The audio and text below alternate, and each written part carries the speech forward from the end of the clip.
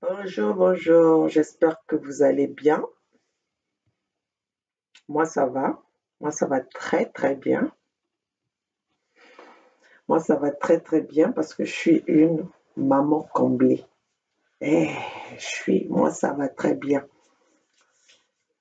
Je vous le dis toujours, comme vous me voyez devant ma caméra, c'est pour venir parler avec mon peuple, réveiller mon peuple, conscientiser mon peuple, mobiliser ma famille Congo, ma famille africaine, les peuples africains, les peuples encore endormis, les peuples naïfs, les peuples qui, qui se sont donnés à la soumission occidentale, les peuples qui sont venus dans ce monde pour applaudir les autres, les peuples qui ne veulent pas avancer, les peuples qui croient que les solutions viendront des autres personnes, alors que la charité bien ordonnée commence par soi-même. Pendant que les autres sont en train de chercher à trouver des solutions pour leur nation, nous, les Africains, nous cherchons que nos solutions viennent de ceux qui nous ont traités, qui nous ont pris en otage. Nous, les Africains, on croit que les solutions, notre bien-être va être servi par ceux qui ont commis le génocide, ceux qui ont fait, qui nous ont traités comme les esclaves, qui nous ont pris en otage, qui nous ont traités en traite négrière. L'histoire, il faut la rappeler parce que vous ne voulez pas entendre la vérité. Vous ne voulez pas entendre la vérité. Mais c'est comme vous ne voulez pas entendre la vérité, nous, on va vous forcer à écouter la vérité. Parce que nous ne sommes pas venus là pour applaudir tout et n'importe quoi.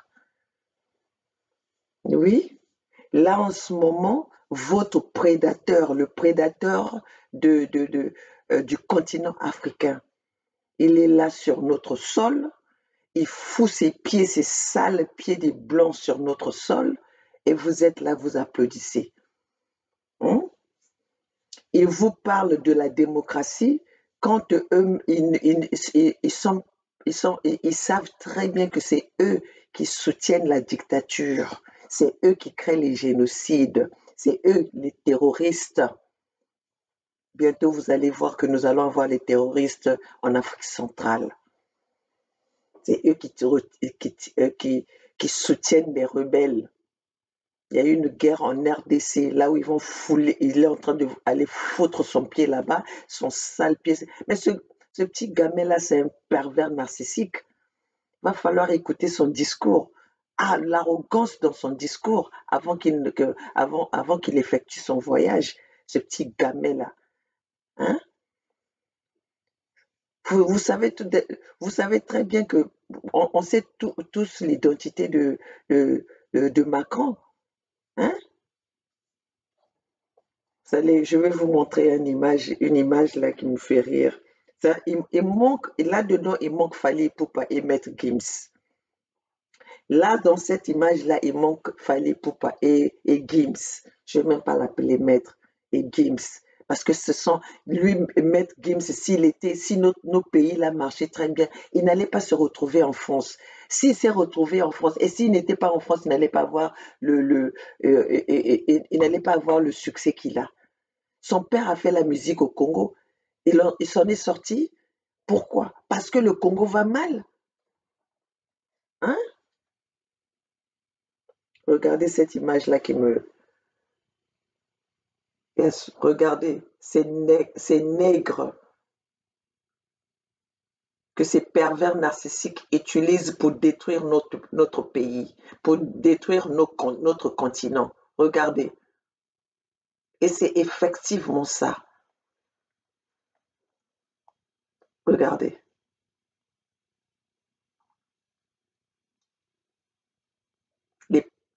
Les, les traites, les esclaves qui se font malmener par un gamin qui doit être même leur petit enfant, hein? Leur petit-fils.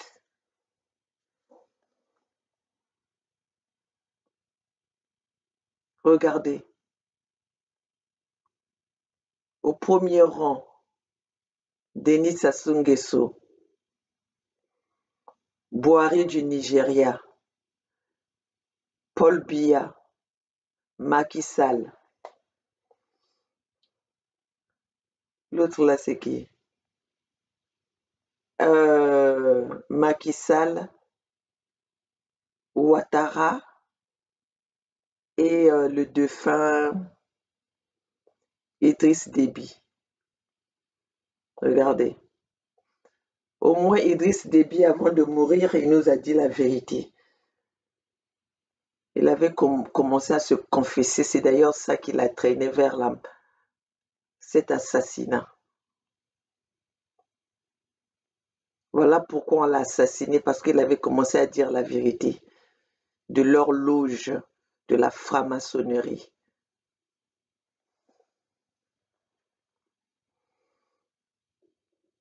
Voilà.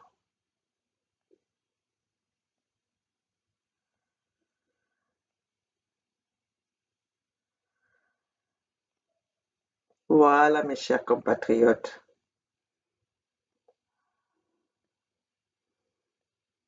Voilà les nègres de maison, les serpillères de ces Occidentaux, ceux qui sont en train qui détruisent notre continent, ceux qui empêchent notre continent à se développer. Ce sont ceux-là, que ces pervers, que ces arrogants, ces brigands occidentaux utilisent pour bien pénétrer, pour nous soutenir dans le seuil de la pauvreté, pour nous maintenir dans l'esclavagisme, pour nous tenir en otage à cause de ces gens, à cause de ces choses, de ces objets de maison, les objets de décoration des Occidentaux. Oui, c'est eux qui décorent l'Afrique, qui sont les décorateurs, qui sont les décors, hein, les tableaux de maison des Occidentaux. Quand le monsieur il parle oui, oui, non, non, oui, oui, non, non. Hein? Il y a une guerre qui est en train de se perpétrer depuis des années. 15 millions d'habitants en RDC et ce monsieur, il vient foutre son pied là-bas pour parler, ils vont négocier. Pendant ce temps, ils sont en train de tirer en Ukraine. Pendant ce temps, ils sont en train de fournir les armes en Ukraine. Et chez nous, ils viennent pour négocier.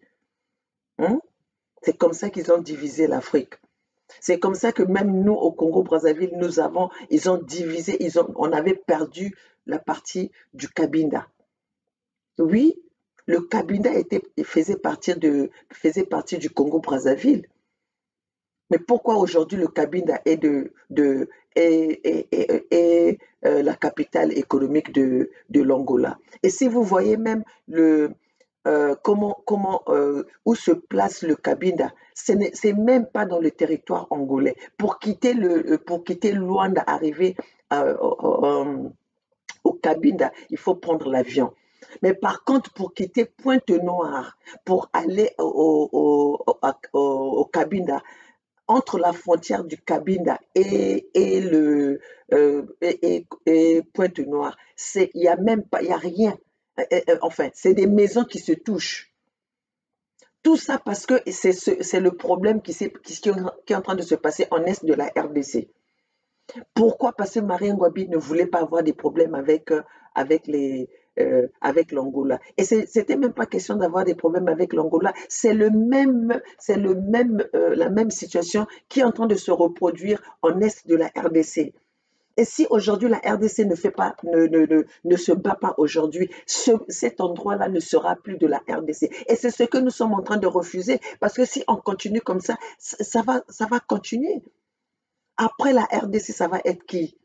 Puisque cela avait même commencé en 1969 ou 70, je ne sais pas à quel moment le cabine est devenu la propriété de l'Angola. C'était comme ça, mes chers compatriotes. C'est ça l'histoire. Les gens ne veulent pas connaître l'histoire. Les gens ne veulent pas lire. Et lire, connaître l'histoire, on n'est pas obligé d'avoir des masters. Il faut avoir la curiosité de connaître qui on est, où est l'histoire et c'est quoi la géographie. On n'a pas besoin de faire des longues études pour connaître cela. Hein? Pour connaître à quel moment comment est-ce que le Kabila est devenu la propriété de l'Angola. C'est Marien Ngouabi qui avait cédé ça. C'est Marien Ngouabi et ça date pas de longtemps, ça date peut-être de 1969 ou de 1970. Hein? Regardez où se trouve l'Angola. Hein? Tout ça parce que c'est un endroit, c'est là où l'économie, toute l'économie de l'Angola est concentrée. Hein? C'est ça qui avait même fait cette guerre, leur guerre de MPLA là. C'est à cause du Kabila. Et vous êtes là, vous êtes distrait, un pays qui est en train qu'on est en train de donner gratuitement comme ça devant nos yeux. Encore à ce moment-là, on n'était jamais au courant de ce qui se passait. Les accords se signaient en absence ou en non-connaissance des peuples. Mais maintenant, nous sommes en train de voir et nous applaudissons un individu pour ses bêtises, pour ses conneries, pour sa maladie mentale, pour les biens de sa famille. Il veut vendre une partie de son pays. Non, non, non, non, non. Hein? Et ça, si les Occidentaux sont en train d'encourager ça, parce que ils savent que quand c'est comme ça sera ni la propriété des Rwandais, des Rwandais, ni la propriété des Kenyans, ni la propriété de l'Ouganda, ni la propriété des Soudanais. Toute cette zone-là va être ça sera la propriété des Occidentaux. Donc, aucun de ces pays africains pourra dire quoi que ce soit, parce que ça serait dans le pouvoir des Occidentaux, parce que c'est les Occidentaux qui leur donnent des armes, c'est les Occidentaux qui sont derrière pour que cette zone-là soit zone tampon. Vous trouvez ça normal?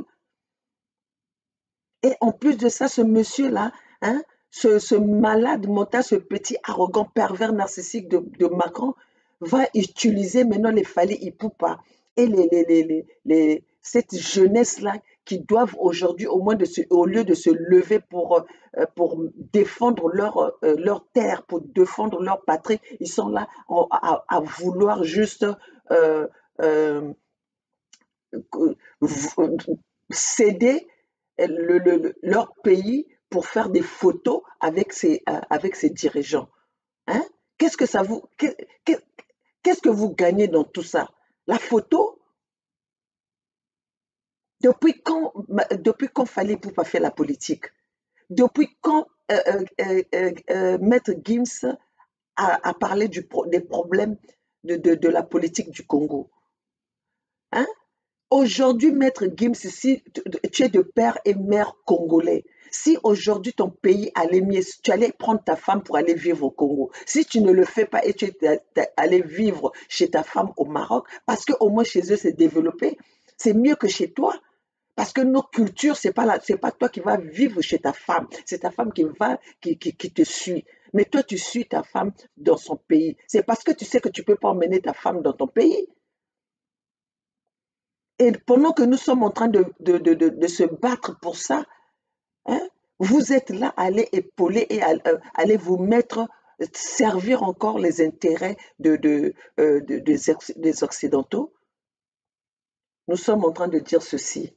Toute personne, comme eux, ils ont dit, hein, eux, ils ont dit que les personnes qui ne sont pas avec eux sont leurs ennemis. Et nous aussi, on va dire ceci. Les personnes qui vont servir les intérêts des Occidentaux sont les ennemis des Africains. Aujourd'hui, je demande aux yeux de tout le monde de boycotter la musique de Fally Ipupa. La musique de Fally Ipupa ne va plus, euh, euh, se vendre dans les pays africains. Et n'invitez plus Fally Ipupa venir prester dans vos pays, parce que ce sont des traites. Il est parti là où Macron faisait le discours. On a demandé à tout le monde de parler. Ils ont même pas osé même poser des questions. Regardez-moi ces petits cons comme ça qui croient que le succès, ce n'est que le matériel. Oui, le matériel contribue, mais pendant ce temps, vous croyez que si ces gens-là, ils n'ont plus rien à foutre de vous, ils vont vous mettre un pied de cul, un coup de pied au cul. Nous allons continuer, mes chers compatriotes, avec le discours je parle toujours de Denis Sassou Nguesso, mon ennemi, parce que vraiment, il est mon ennemi. Nous allons continuer de suivre le discours de Macron avant de foutre ses pieds, ses sales pieds dans notre continent. Tu n'es pas le bienvenu, Macron, tu n'es pas le bienvenu, ne force pas. Dans un mariage, quand ça ne marche pas, on se sépare. Comme ta femme Brigitte avait quitté son premier mariage parce que ça n'allait pas pour venir pour couvrir tes intérêts à toi. Donc toi aussi, aujourd'hui, vous allez comprendre que les peuples africains ne veulent plus de vous. Les peuples africains, c'est la séparation. Mais séparons-nous dans les bons termes. Laissez encore ce que nous pouvons encore concevoir de vous, ce que nous pouvons encore accepter de vous, que ça reste comme ça. Mais n'allez pas creuser l'abcès, n'allez pas creuser le trou plus profond. Parce que ce que vous êtes en train de faire, c'est du forcing. L'Afrique ne veut plus de vous. Vous êtes resté là pendant 1000 ans. Regardez dans quel état vous êtes resté. Et puis, au lieu de vous faire tout petit, au lieu de vous excuser, mais vous êtes en train de mettre les responsabilités sur les autres. Vous croyez qu'aujourd'hui, vous allez nous faire comprendre que c'est les Chinois ou c'est les Russes qui sont venus détruire le pays. Avant d'entendre les Chinois et les Russes, c'est vous qui étiez c'est vous qui étiez installés à exploiter nos ressources naturelles, à exploiter ce qui nous appartient. C'est vous qui avez détruit l'Afrique. Les autres sont en train de venir pour nous donner la main. Et c'est pour ça que vous êtes en train de trouver les obstacles. C'est ça qui est en train de vous rendre fou, incontrôlable. Nous allons continuer le discours de ce gamin.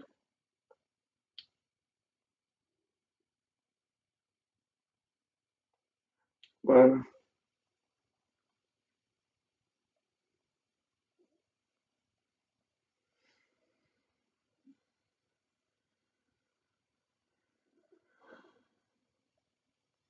Nous allons continuer parce que je vais le faire en 4 étapes. Parce que je veux que les peuples africains comprennent bien les mots, les phrases qui sont formulées, qui sortent de ce discours. Parce que organizations of different sizes to modernize their IT. Build custom applications for your unique business needs fast using our intuitive drag and drop interface. J'ai pas besoin de ça, écoutez. Nous avons aussi tenu ces engagements de Ouagadougou en procédant grâce à Attendez. Qui organisera. Attendez. Je vais le faire en 4 parties. Vous allez voir aussi, je vais repartir ça un peu pour voir là où est Fally Ipupa.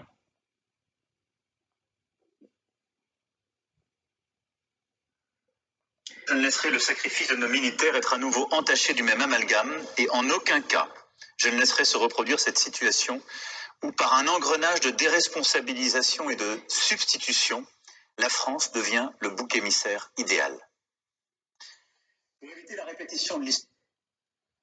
Là, la France, oui, la France est le bouc émissaire parce que vous êtes responsable. Vous n'êtes pas le bouc émissaire, vous êtes des responsables de ce qui vous arrive aujourd'hui et de ce qui est arrivé en Afrique aujourd'hui. Vous avez signé des accords, vous avez fait signer des accords à nos parents qui ne savaient même ni lire ni écrire. Vous avez divisé l'Afrique en notre absence. Votre conférence de Berlin, c'était la conférence Congo. Et le Congo, c'était toute l'Afrique. Cette conférence, c'était la conférence la conférence pour la division, pour diviser l'Afrique. Vous avez pris 14 pays en votre possession. Et de ces 14 pays, qu'est-ce que vous avez fait?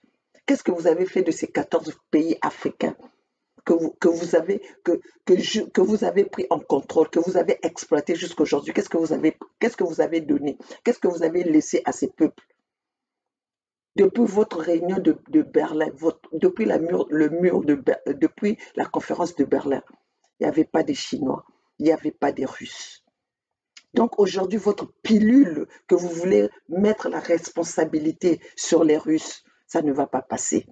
Ça passera sur les gens à qui vous avez fourré du coton à la place du cerveau. Mais pas nous. Oui, oui, pas nous. Nous allons vous résister jusqu'au bout.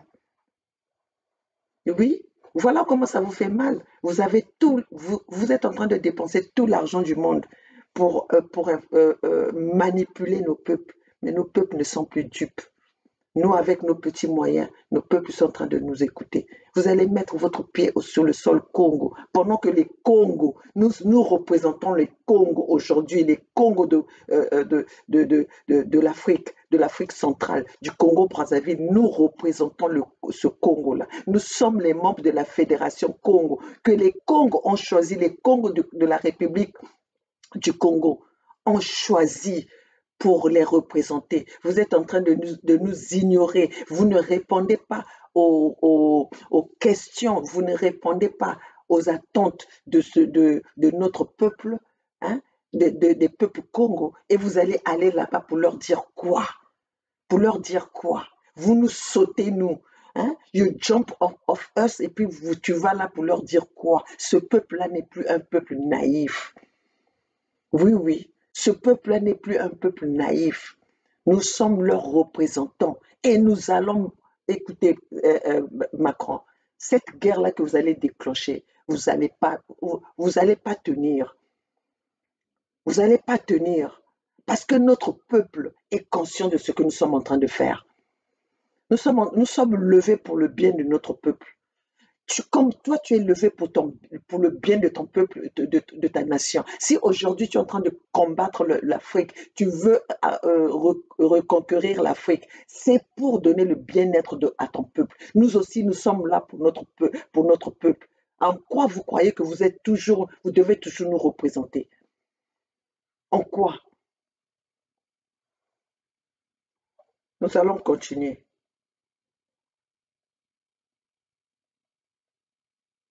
Histoire, il existe une autre voie que nous poursuivons désormais depuis 6 ans. Une autre voie qui consiste à ne pas réduire l'Afrique à un terrain de compétition ou de rente et à considérer les pays africains comme des partenaires avec qui nous avons des intérêts et des responsabilités partagées. Et au fond, de bâtir une nouvelle relation équilibrée, réciproque et responsable. Ce cap, c'est l'agenda fixé à Ouagadougou en 2017 et nous l'avons tenu. Nous avons tenu nos engagements, regardant notre passé en face, au Rwanda, en Algérie, au Cameroun, avec une commission franco-camerounaise qui va débuter ses travaux. Nous les avons tenus en réformant le franc CFA, en nous retirant de la gouvernance de la zone UEMOA et en faisant la démonstration que cette monnaie est bien une monnaie africaine qui pourra, si les gouvernements de la CEDEAO le souhaitent, préfigurer une monnaie unique qui prendra un autre nom. Nous y sommes prêts. Nous les avons tenus en soutenant face à la pandémie du Covid-19 l'excellence scientifique africaine. Celle du Centre de crise africain, celle de l'Institut Pasteur de Dakar, celle de l'Institut national de recherche biologique du professeur Mouyembe, auquel j'aurai le privilège de rendre visite dans quelques jours, mais en développant aussi des centres de production de vaccins, comme nous l'avons lancé en Afrique du Sud et dans plusieurs autres pays.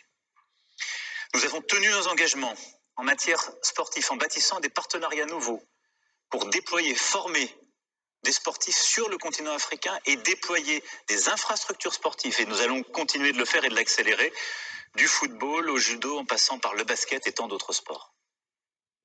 Nous avons tenu nos engagements en accélérant, grâce à la ténacité d'Ngone Fall et à la saison Africa 2020, le changement de regard de la France sur le continent africain, y compris dans nos écoles et nos manuels scolaires. Nous allons poursuivre ce mouvement de reconnexion avec la création contemporaine africaine dans toutes ses composantes. En France, ce sera la mission de la future Maison des mondes africains, qui organisera, à l'automne prochain, un forum sur les industries culturelles et créatives africaines.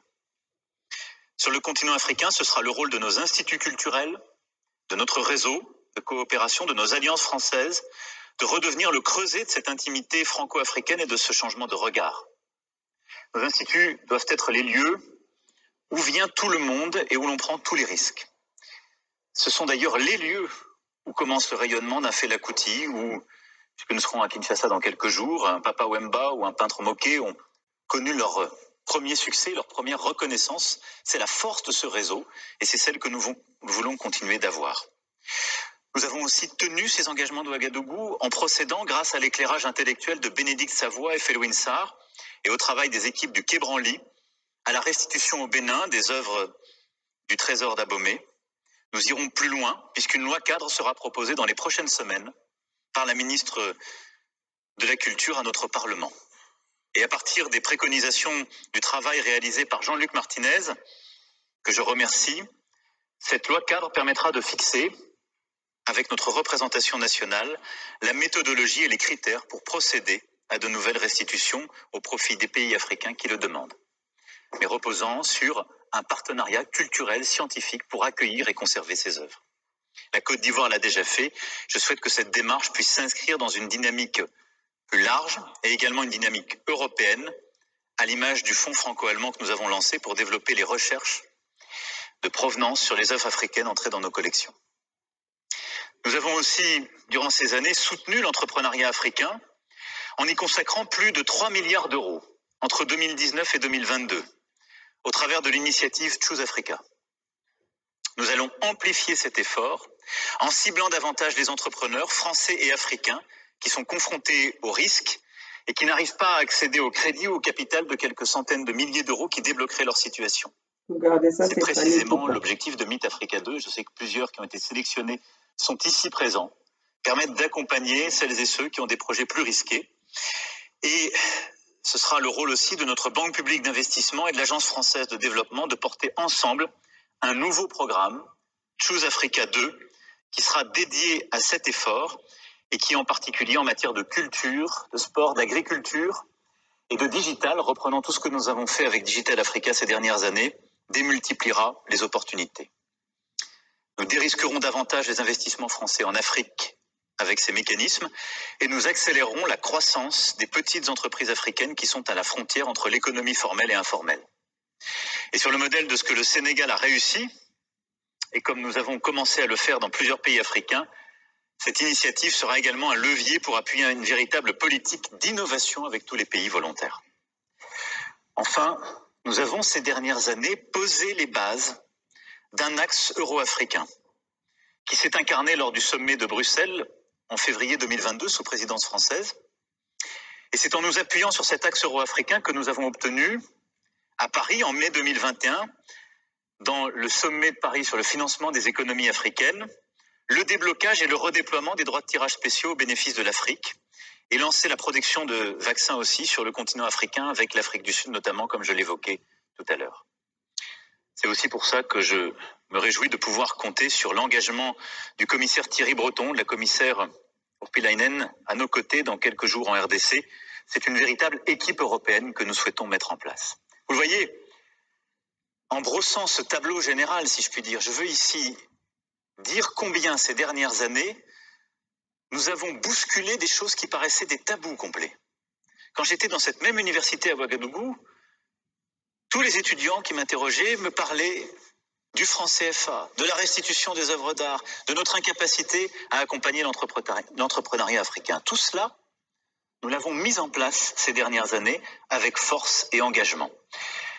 Malgré tout, il nous faut être lucides. Nous ne sommes aujourd'hui qu'au milieu du gué.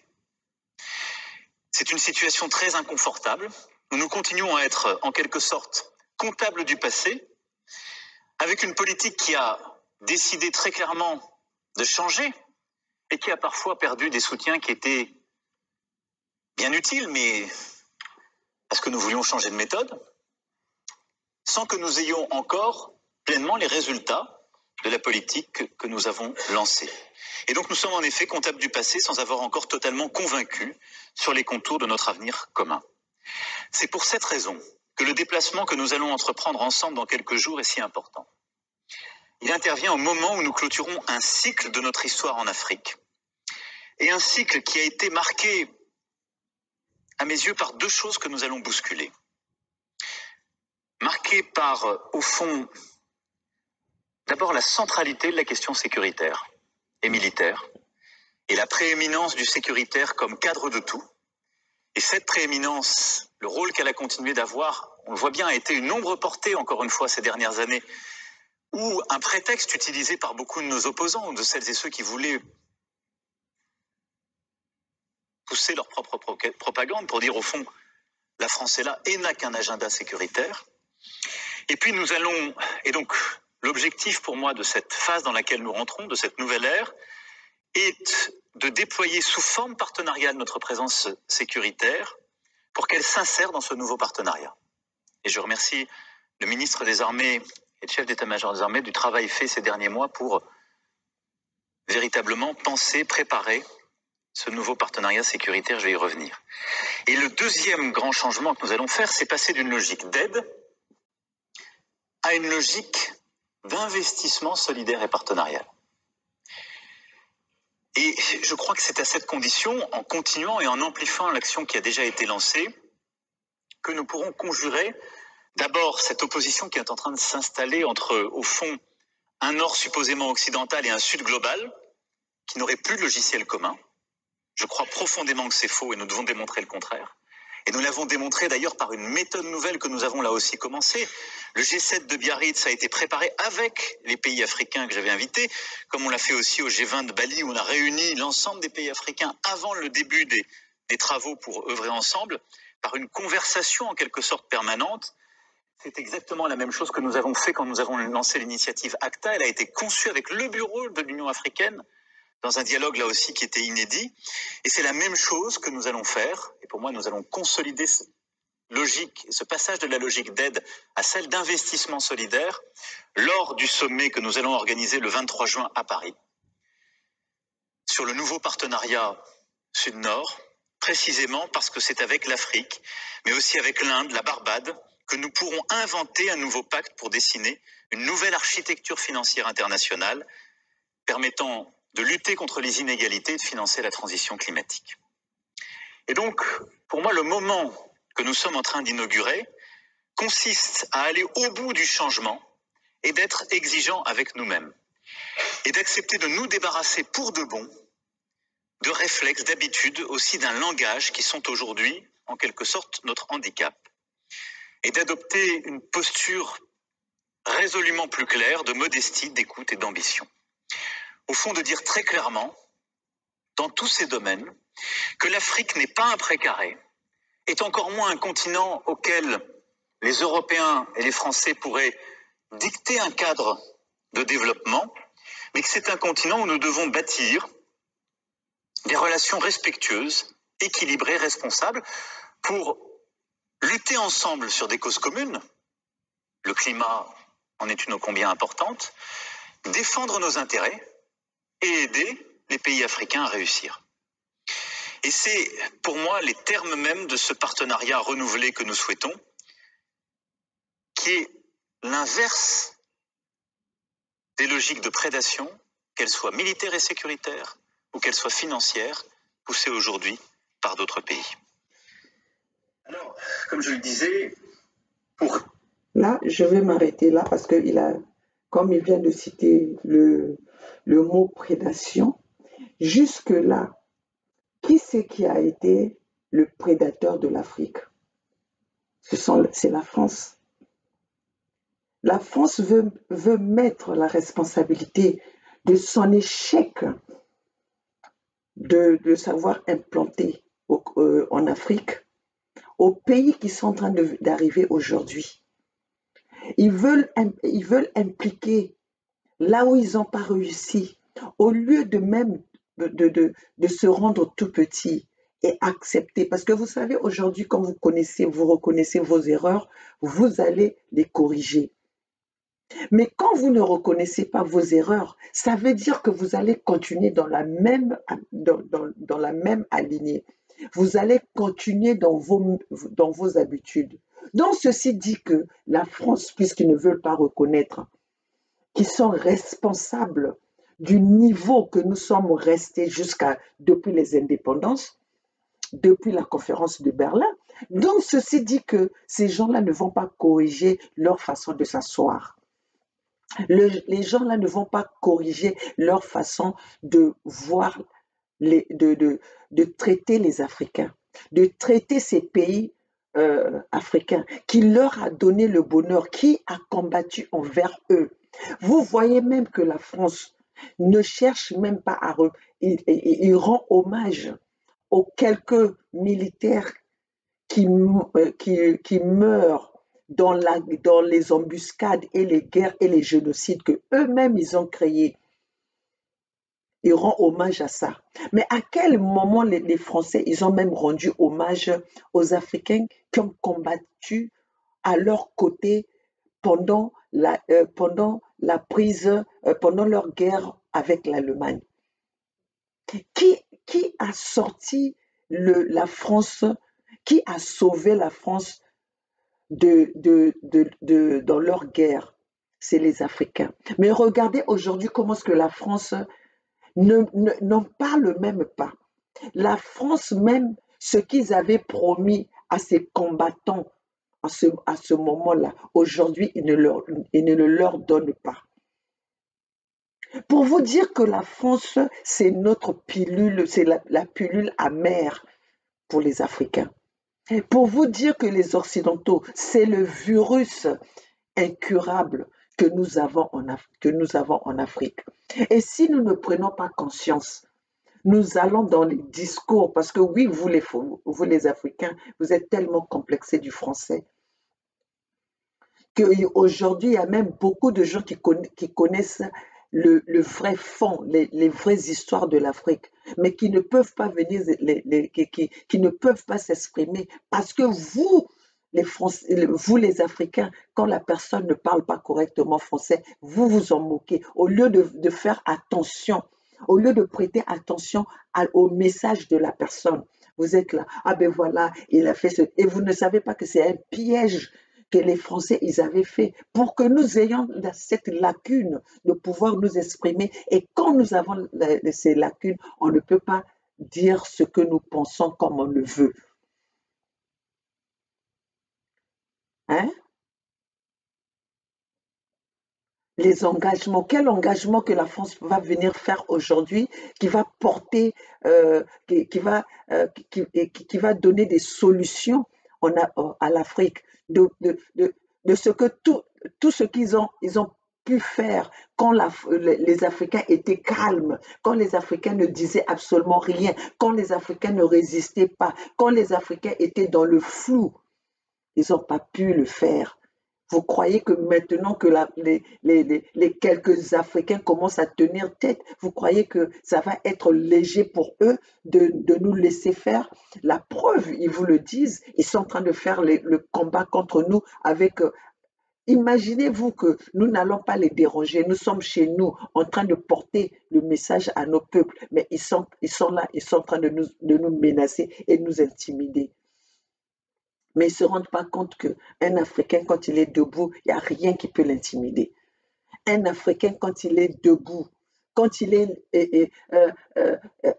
engagé, il n'y a rien qui peut nous rendre, on n'a pas peur des menaces. Plus rien ne peut nous menacer, plus rien ne peut nous faire peur. La preuve, Totia Mitubakata. Totia Mitubakata. Oui, voilà qu'aujourd'hui, ils sont là en train d'aller chercher maintenant les Fali Ipupa, les maîtres Gims, les Jidoka, je ne sais pas qui là, cette jeunesse-là, pour aller embrouiller, pour aller encore divertir, hein, distraire notre jeunesse. Ils nous parlent de l'éducation. Ce n'est pas eux qui ont fracassé le système éducatif. Tout ça là, c'était pourquoi? C'était pour rendre nos enfants bêtes, pour que nos enfants ne soient limités intellectuellement. Hein. Ce sont eux qui ont fracassé le système éducatif. Ce sont eux qui ont fracassé le système. Oui, aujourd'hui, ils vont nous parler. Oui, mais ce n'est pas à eux de faire ce que nous devons faire. Mais oui, ils n'ont qu'à sortir leur nez de nos problèmes. Là, Macron, il va en Afrique. Qui c'est qui l'a invité? Ce n'est pas des dictateurs. Qui c'est qui a invité? Est-ce que ce sont les populations qui sont en train d'attendre Macron en Afrique centrale? Est-ce que les Africains ils mettent le nez dans les problèmes des Français? Pourquoi eux, ils sont toujours là en train de foutre leur sale nez, leur long nez là dans nos problèmes?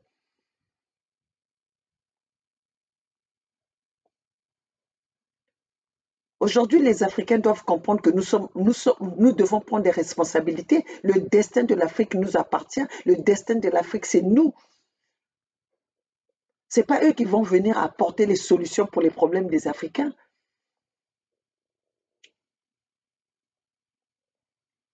Ils n'ont jamais apporté des solutions et ils n'apporteront jamais de solutions pour nous. Leur problème, c'est leurs intérêts. S'ils n'ont pas trouvé, ils ne trouvent pas de solution à leur génocide, à leur guerre qu'ils ont créée à l'est de la RDC. Vous croyez que c'est maintenant qu'ils vont venir trouver des solutions pour vous? C'est parce que cette situation en RDC, ça les arrange. Ça les arrange. Hein? Un pays qui est en guerre comme ça, une personne comme Tshisekedi dit qu'il ne veut pas se battre. Quoi, on vient tirer sur tes enfants, tu dis que tu vas pas tu vas pas te battre? Une population, une grande population qu'il y a aujourd'hui, si le peuple de la RDC se lève, décide, vous croyez que le Rwanda peut tenir devant la RDC? Mais si le Rwanda se permet de faire ça, c'est parce qu'il a des faibles devant eux, c'est parce que la RDC a été infiltrée depuis longtemps. À part Mobutu qui a été le vrai président de la RDC, hein, au temps du Zaïre, quel est l'autre président? Quels sont les présidents qui sont venus en tant que président de cette république? Tous ils sont là, ils sont placés par les Occidentaux et quand leurs intérêts sont menacés, ils t'enlèvent. Ils ont fait ça avec Kabila, le Kabila père. Vous êtes en train de voir Tshisekedi comme un président? Oh non, soyons sérieux. Soyons sérieux. À vous qui dites Félix béton, vous voyez vraiment en Félix un leader, un président, un responsable, quelqu'un qui n'est même pas responsable dans sa propre maison. Tu bouffes, tu voles l'argent du pays, mais tu n'arrives même pas à nourrir tes propres enfants. Donc c'est vous qui êtes là dans les à côté que Félix va faire attention, va prêter attention à vous. Mais soyez logique. Soyez logique. Et là, ça montre, vous savez, les gens qui soutiennent, qui soutiennent Félix Tshisekedi, quand les Occidentaux vous voient, ils sont très contents parce qu'ils disent, voilà, ces gens qu'on a pu encore, on peut s'asseoir dessus. Parce que vos raisonnements sont terre à terre. Une personne qui n'arrive pas à prendre ses responsabilités pour son propre sang, vous qui ne connaissez même pas, parce que vous venez parler à son nom, vous croyez que c'est à vous, c'est à vous qui va faire attention. Qui peut aimer l'enfant d'autrui plus que son propre enfant? Qui peut aimer l'enfant d'autrui que son propre enfant? Mais Félix le fait. Félix le fait. Et avec ça, vous lui avez donné la responsabilité de plus de 80 millions d'habitants. 2 enfants. Il n'arrive pas à donner. Il faut qu'on lui porte plainte pour qu'il puisse prendre soin de ses enfants. Malgré qu'il a la caisse de l'État avec lui. Et avec ça, vous voulez que vous applaudissez un naïf, un bêtisier, un con comme ça, à la tête d'un pays. À quoi ressemblerait le reste? À quoi ressemblerait le reste? Nous sommes aujourd'hui, le combat que nous menons, la lutte que nous menons, c'est la lutte de l'Afrique. Donc tout président, tout leader de l'Afrique qui fait n'importe quoi, nous allons sortir. C'est plus un pays, c'est plus un combat individuel. C'est un combat d'un continent. Parce que si la RDC sera le passoire pour qu'on vienne damer sur l'Afrique, nous allons sortir. Nous allons sortir. Parce qu'aujourd'hui, nous n'allons plus laisser que certains pays soient des pays qu'on va utiliser pour aller, pour nous aspirer. On ne peut plus laisser cela se faire. De la façon dont nous allons combattre Tshisekedi, si c'est par là qu'il viendra le poison, si c'est par là qu'il viendra la trahison, nous allons attaquer Tshisekedi. Nous allons attaquer Félix.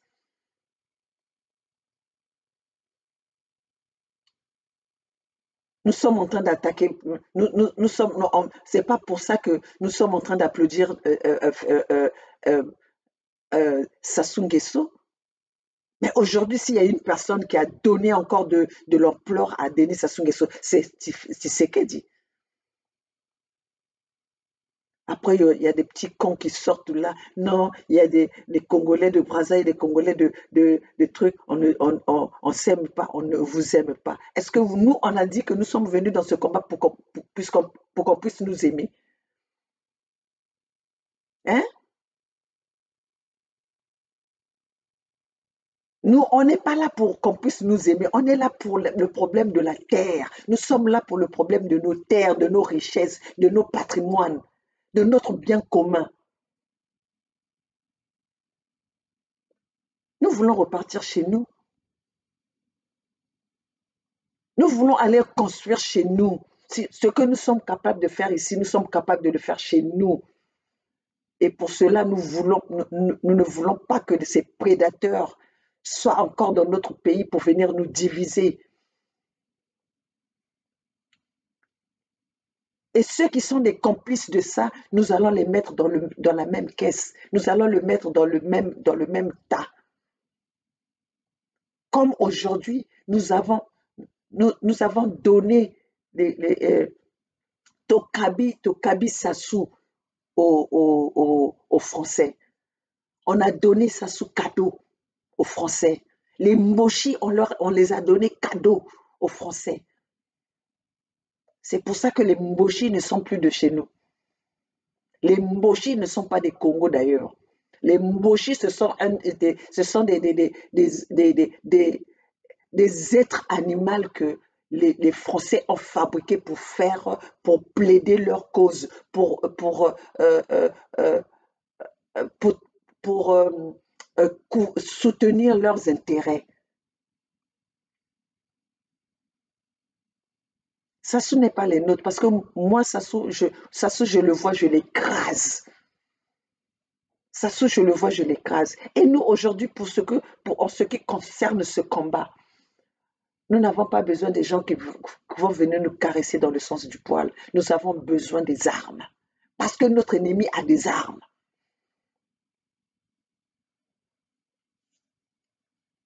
Notre ennemi a des armes. Comme ils ne veulent pas donner les armes au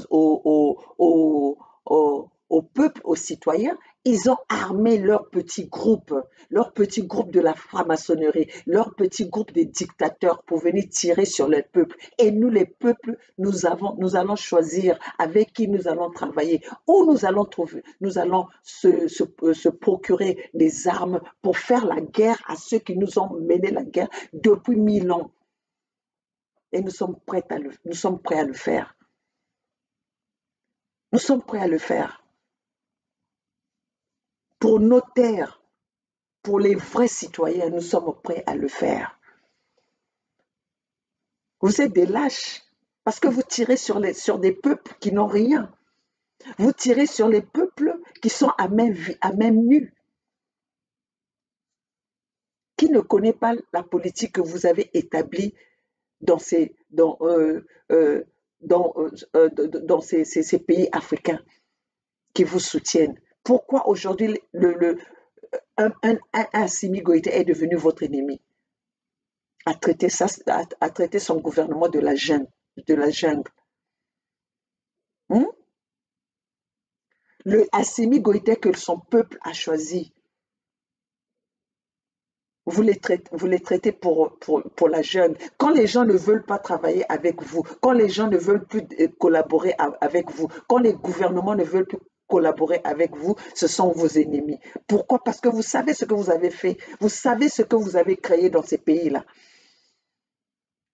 La haine que vous avez mis entre nous, que nous avons envers vous maintenant, cela ne va... Ça mérite beaucoup de choses pour que ça soit effacé. Parce que c'est une douleur que nous avons vu nos parents mourir, que nous ne connaissons même plus là où on les a enterrés, à cause de vous. Parce que vous avez entretenu des guerres, des divisions, vous avez entretenu des massacres, des génocides dans nos pays. Vous croyez que ça s'est passé, on ne savait pas. Et jusque-là, vous continuez à mener les mêmes opérations devant nos yeux. Et pourtant, vous êtes conscient que quand vous le faites aujourd'hui, nous voyons. Ça ne se passe plus dans vos petites salles de réunion où vous étiez en train de signer. Regardez, aujourd'hui, Félix est allé signer des accords. Mais on le sait déjà que Félix n'a jamais été élu. Félix a été nommé. Qui va le refuser? Je l'avais dit dès le premier jour. Aujourd'hui, les vérités sont en train de sortir. Les vérités sont en train de se savoir. La politique, le gouvernement qu'il y a à Kinshasa, là, c'est ça qu'on appelle le gouvernement démocratique. C'est ça. Le gouvernement qu'il y a au Congo-Brazzaville, 40 ans de pouvoir, c'est ça que vous appelez le pouvoir démocratique? Je viens attirer l'attention des Congos. Je viens attirer l'attention des Congos de Brazzaville. Nous sommes en train de voir, ils sont en train de préparer 2 candidats. Il y a Destin Gavé et il y a le fils de Denis Sassou Nguesso. Destin Gavé, on veut nous le faire passer comme un opposant de Denis Sassou Nguesso. Nous ne connaissons d'ailleurs pas l'identité de Destin Gavé, parce que nous, au Congo, les vrais Congos, leur nom ne peut pas être les Gavé. Destin Gavé, nous n'avons pas ces noms-là. Alors, ne faites plus, on ne va pas faire cette erreur-là. Vous avez vu tous les opposants qu'on nous a présentés au Congo, même ceux qui étaient soi-disant les vrais Congos, les Tatima Biala, les Mounari, les Mathias Nzon, les Mirassa, tout ce monde-là, vous avez vu ce qu'ils ont fait. Ils ont trahi les peuples. Ils nous ont trahis. Et là, aujourd'hui, maintenant, on veut nous faire passer Destin Gavé comme un opposant, comme celui qui représente ainsi. Vous avez déjà vu devant Denis Sassou Nguesso un opposant au Congo-Brazzaville peut circuler librement comme Destin Gavé. Ah, le Congolais, vous avez mamabé, hein? Ben que timimbi ba Congolais. Ben que vraiment timimbi. Vous arrivez à accepter que Destin Gavé qui est opposant et il circule librement.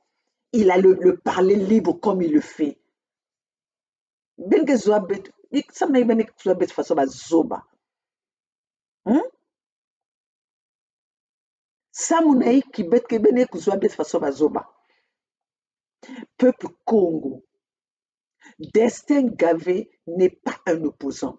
Destin Gavé est un élément que les Occidentaux veulent façonner en complicité avec Denis Sassou Nguesso pour que ça soit un peuple qui va le soutenir, comme quoi ils vont faire une élection. Destin Gavé va passer et Destin Gavé va pouvoir encore continuer à collaborer avec les Français, continuer le sale boulot que les Français ont toujours fait au Congo-Brazzaville. Destin Gavé, c'est celui-là que les Français, en complicité avec Denis Sassou Nguesso, veulent passer la main parce qu'aujourd'hui, avec le fils Sassou, avec Christelle Sassou, qu'on voulait préparés pour la présidence ne passe plus, que les gens sont en train de parler. Et voilà qu'ils sont en train de passer par Destin Gavé pour nous vendre encore une pilule amère des Français. Par Destin Gavé. Destin Gavé Kawena Wabetoko. Les Congos, nous ne sommes pas dans la politique où vous, les Congos, vous n'avez pas choisi et qu'on vient nous présenter Destin Gavé. Destin Gavé, il avait collaboré avec Guy Parfait Kolela. Quand Guy Parfait Kolela est mort, pourquoi Destin Gavé n'a pas fait une campagne pour pouvoir chercher la vérité de la mort de Guy Parfait Kolela? Pourquoi Destin Gavé ne cherche pas à savoir où c'est qu'on a enterré? Parce qu'aujourd'hui, c'était Destin Gavé qui devait soulever les peuples du Congo parce qu'il a travaillé avec Kolela. Il ne les a pas soulevés, il les a pas, comment on appelle, il n'a pas manifesté la volonté de pouvoir connaître comment est-ce que Guy Parfait Kolela est mort. Et pourquoi est-ce que les élections ont continué au lieu d'arrêter, comme le disait la Constitution, comme le dit la Constitution, quand un candidat est empêché ou arrive à mourir, il faut que les élections soient suspendues ou que ça soit arrêté. Pourquoi Destin Gavé, à ce moment-là, il n'a pas fait? On a proclamé les résultats des élections. On a des élections présidentielles pendant que Guy Parfait Kolela était mort. Destin Gavé était où? Et là, on veut nous servir Destin Gavé comme ça. On veut nous présenter Destin Gavé comme ça, n'a pété. Hein? Parce que pour eux, ils croient que le peuple Congo restera le peuple mouton. Le peuple Congo était resté mouton parce que personne n'avait réveillé leur conscience. Personne ne parlait pour eux. Mais aujourd'hui, là où nous sommes, nous les mamans Olga de la Fédération Congo, les Bernard Pungui, les Javé Birongi, les Edine Kaï, les rois de Luango, là où nous sommes debout là, vous croyez que vous allez venir avec votre marchandise pourrie? Vous allez venir nous vendre de la carapace? Non, non, non, non, non, non, cela ne va plus se passer. Cela ne va plus se passer. Beaucoup Boumabiso se sont pété. Vous n'allez pas nous assassiner comme vous avez fait avant. Vous n'allez pas nous massacrer comme vous avez fait avant. Aujourd'hui, vous allez nous massacrer, mais notre chair va être amère. Et vous allez nous trouver sur votre chemin. Les armes, nous allons les avoir. Parce que là, maintenant, nous sommes en train de déclarer la guerre. Et nous sommes en train de préparer nos peuples. Notre peuple doit être prêt pour la guerre. Aujourd'hui, nous sommes fatigués d'attendre, de se faire massacrer. Nous sommes fatigués de se faire dénigrer par ces animaux, des mbouchis, manipulés et soutenus par la France. Nous sommes fatigués. Alors, Macron, tu n'es pas le bienvenu dans sur nos sols. Tu n'es pas le bienvenu. Alors, si vous mettez les pieds sur les sols Congo de la Fédération Congo, c'est une violation. Nous allons vous porter plainte. Nous allons vous porter plainte.